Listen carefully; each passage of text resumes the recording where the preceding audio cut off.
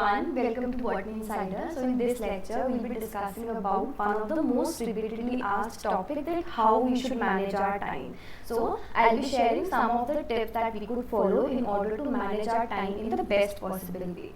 So first thing we need to understand is that the key to time management is to see the value of every moment. That is, if you do not have the value, if you do not know the value of every moment, you would not be able to manage your time, you would not be able to respect your time.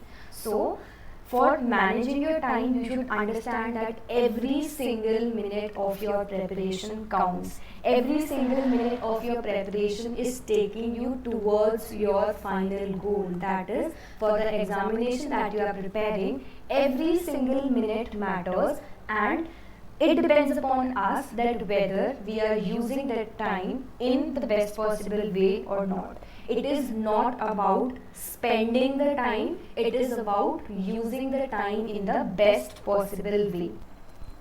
So the first step that we could follow for the time management is a proper planning. That is, we should have a complete, solid, foolproof planning of every single day that we have. We can have a mega plan for our complete month, then we could plan out our weeks, and also we could plan out every single day out of the week. For example, you are preparing any unit. For example, you are preparing for unit 1, that is biochemistry. So what you can do is, you should have a planning that okay, in this month I have to complete unit 1 plus any other unit that you are focusing upon. So have a plan of a month, that in this month I will be preparing unit 1 and for example unit 6, that is plant physiology.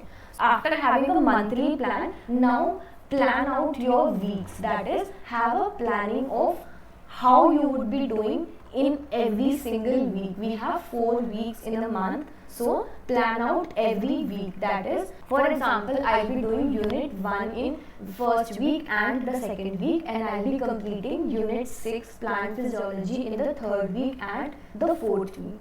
This is your weekly plan. And now in this weekly plan also, take a week and plan out that complete week. That is, for example, in the first week from Monday up till Sunday, I'll be doing, first day I'll be doing the basics of biochemistry, on the second day I'll be preparing the proteins, on the third day, fourth day, and up till the last day I'll be completing of these many topics in this particular week.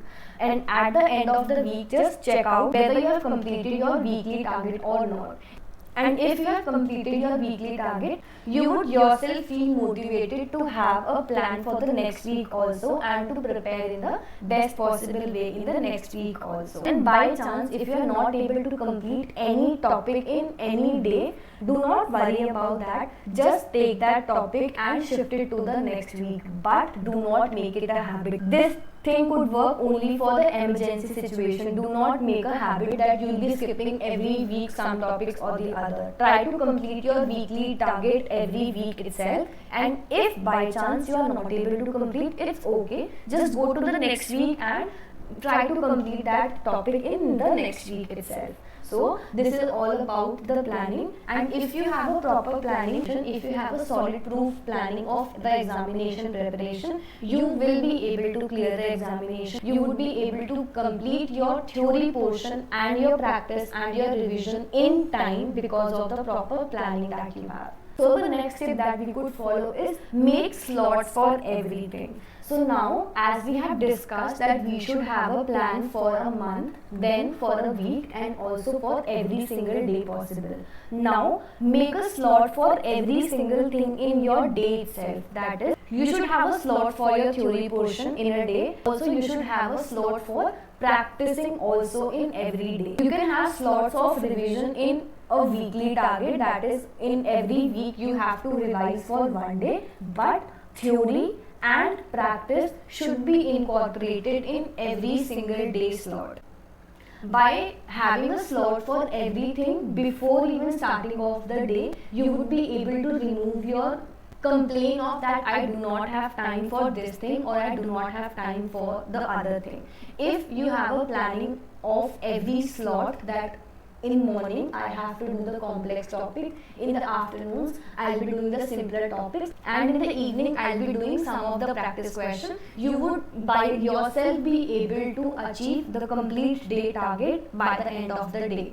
And also, do not study for a complete stretch of 7 to 8 hours. Try to give yourself breaks in every 30 minutes or every 45 minutes, for your mind to relax in every 45 minutes and get back to the working after the break time. The next important tip that we could follow is that get to know the most productive time of yourself. That is, some of us are morning people and some of us are night people. So depending upon whether you love to study during the morning hours or during the night hours, try to make your plan in that manner only. And also, if you are a morning person or a night person, at the time of the day at which your brain is the most functional one, at that time try to have the complex topics prepared, because your mind would be able to grab those topics during the best functional time. By the end of the week, you will see that you would have completed your complex topics also, your simple topics also, and also you have time for revision, practice, and all the other activities that you want to do in any particular day. So, getting to know the most productive time of yourself is very important. For example, I am a morning person. I love to study during the morning hours. So, I used to keep in mind that I would be studying the complex topics of the syllabus during the morning hours, so that by the end of the day, I do not regret of skipping any topic or skipping any topic because of the complexity of that topic. I have already completed it in the morning itself. It would help you to have a motivation of completing your weekly and the daily targets. This is the importance of planning, that it would help you to have time for everything and also time for the break also. Otherwise, your brain would get dead. It would not learn any single thing if you do not give yourself break to it. So, make a time slot of break also in your preparation schedule.